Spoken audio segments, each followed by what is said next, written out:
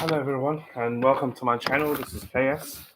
Today's topic is about are aid agencies big business in Africa? That's today's topic. So basically, the past couple of weeks, the past couple of weeks, 1 or 2 weeks, the past 2 weeks, it's just been amazing what's been happening. If anyone was to uh, look into what mainstream Western media is reporting about Somalia. So basically, there's headlines such as uh, famine averted, but situation catastrophic in Somalia. New York Times just wrote an article 5 days ago about Somalis dying of hunger, and and basically the Guardian also wrote a report 2 weeks ago with the title "Fear of the F Word." Somalia avoids famine declaration as hunger spreads, and it's just absolutely crazy, really. Also, the Morning Sun released an article 4 days ago, title being "Somalia on the verge of famine," says new report.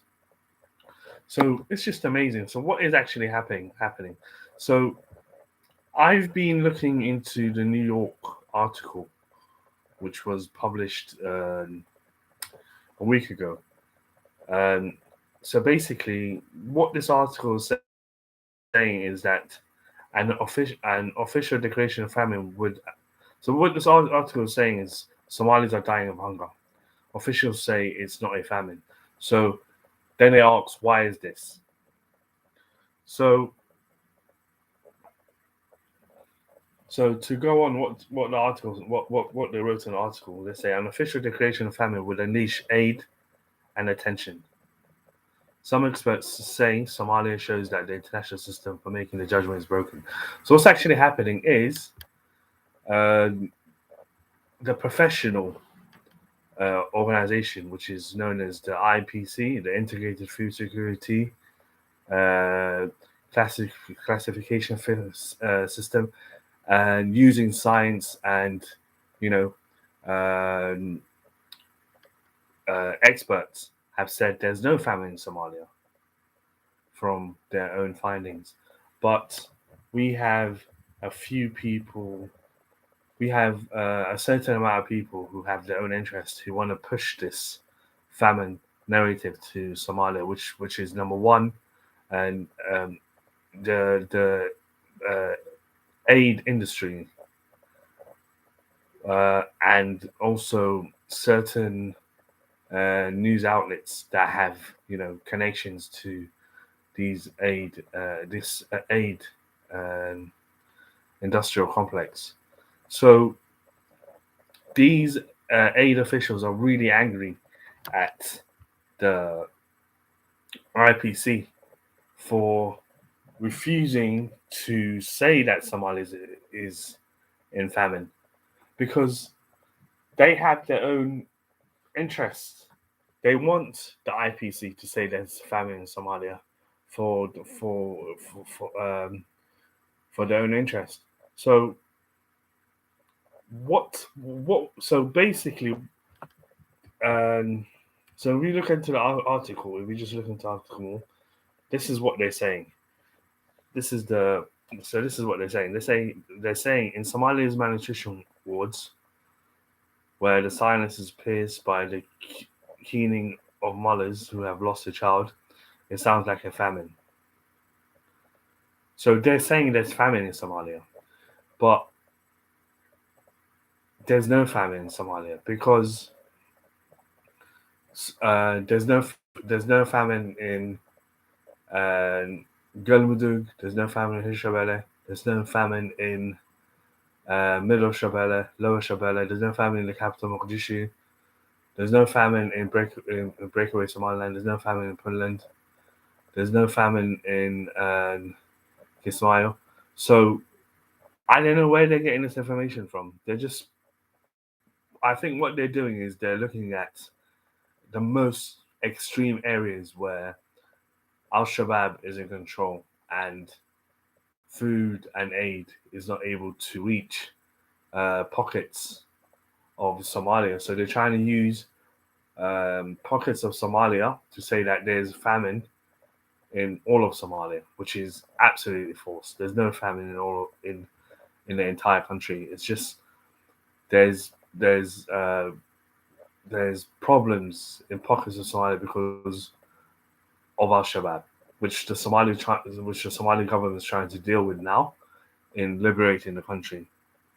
So it's just amazing the argument that uh, these media these media outlets are trying to put out in favor of the industrial aid complex in Somalia, which makes billions in profits from the misery of the Somali people. So any money that's any money that's gathered from Somalia Somalia being in so-called famine from the world and trying to help will go directly to these aid agencies, which they will put directly into their own pocket. It won't even reach the Somali people. It won't help the Somali people because the same thing happened in 2011. They said that time there was a famine in Somalia, and they nothing was done for those communities that were at that time affected with droughts. Nothing at all. No real infrastructure was built for them to be resilient against drought. Nothing. It just went directly into these people who work in these aid agencies who are paid huge amounts of money. So they have a real agenda in trying to profiteer from declaring Somalia as a famine. Thankfully now the Somali people, they have a government, and the Somali government is absolutely against this. The Somali government is refusing to declare Somalia as uh, as in famine because the Somali people, like the Somali government, like the Somali people, they want development. If these aid agencies get their way and they declare famine in Somalia, that means there won't be no development in Somalia. There won't be no roads being built. There won't be no schools.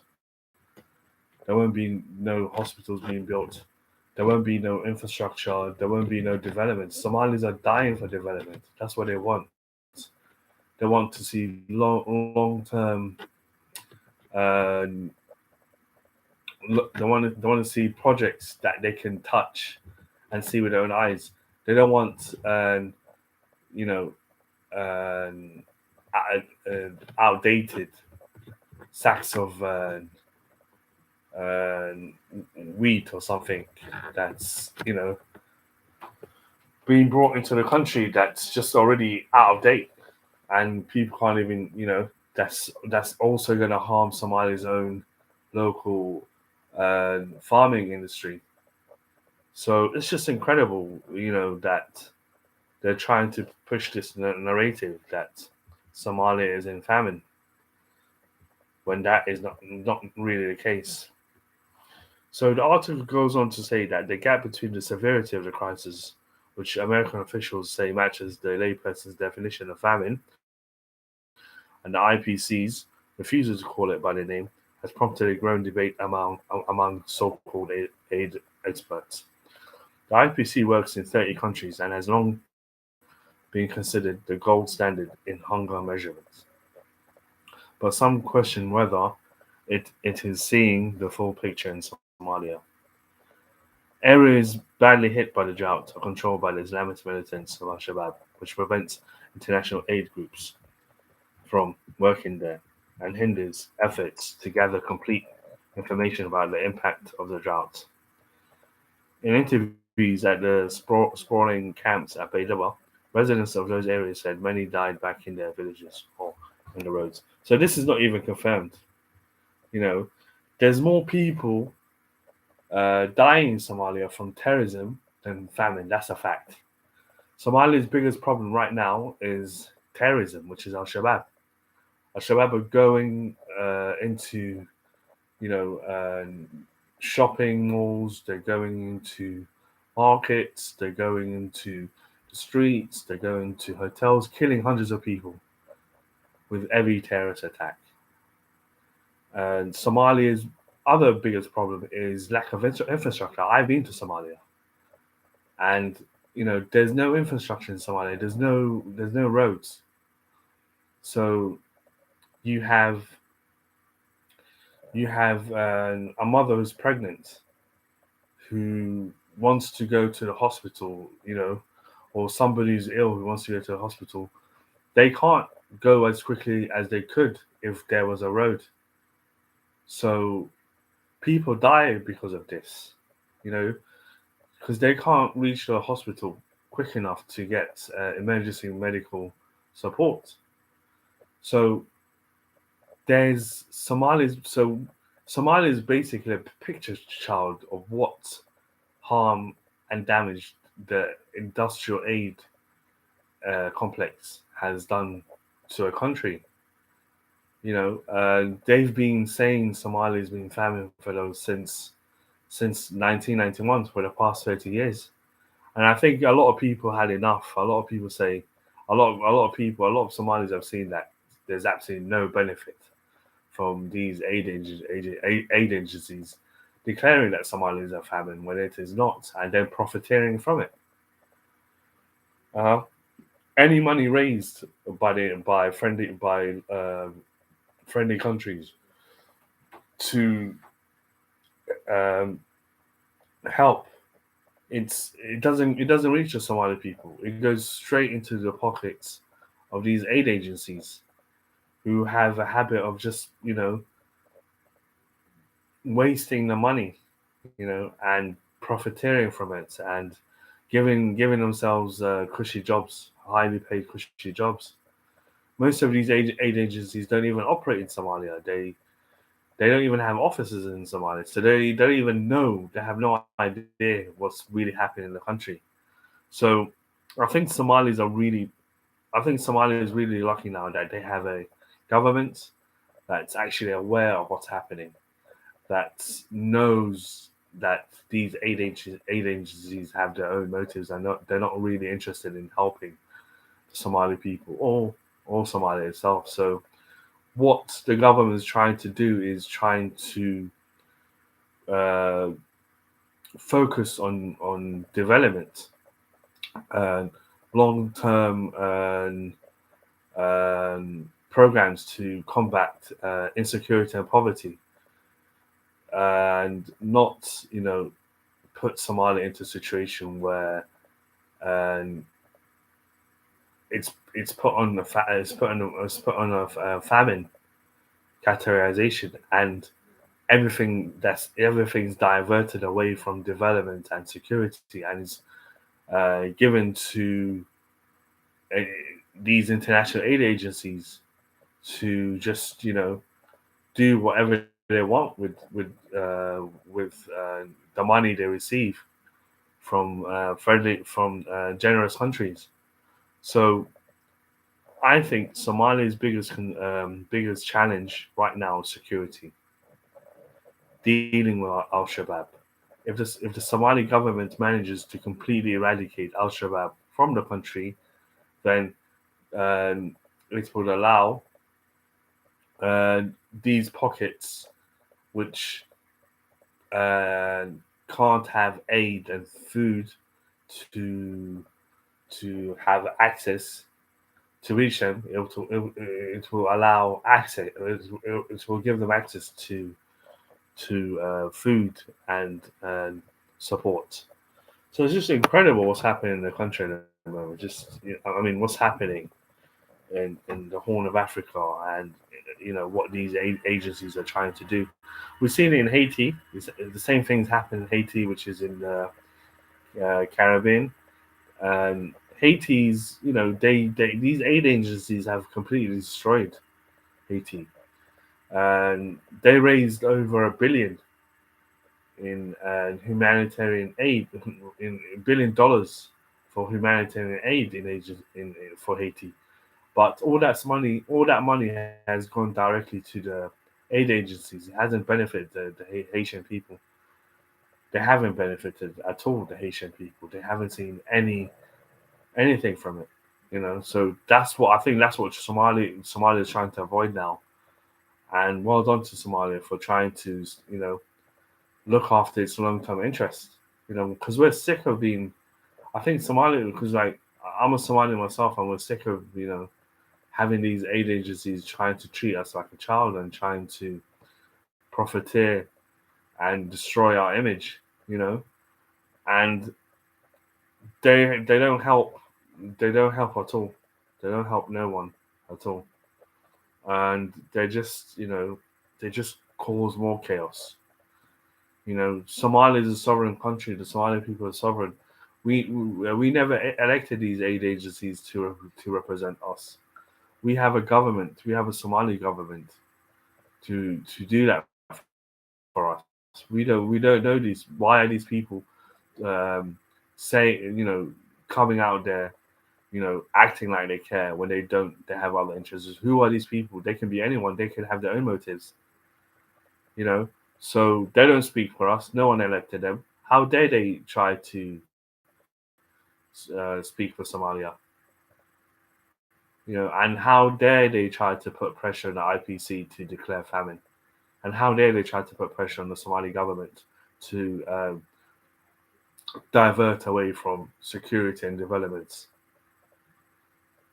Uh, it's just crazy. Who gave these people this authority? And they're criminals. They're behaving like criminals. They have nobody elected them to speak for the Somali people. Who are these people? They are nothing but profiteers. Absolutely nothing but private companies who are masquerading themselves as aid agencies to try to profiteer from other people's misery.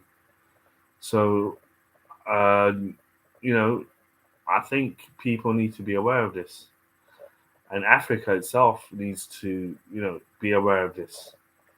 You Africans need to stick up for themselves. They shouldn't allow uh, these agencies to talk about what's good for them, because it should be the people who should, talk about what's good for them and what they want to prioritize in.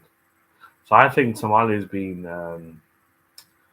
there's misinformation out there, you know, and these people, these aid agencies, they're not helping. They have their own motives, and they're just greedy, really. So absolutely greedy. So that's about it, everyone. And thank you for listening, and have a great time. Bye.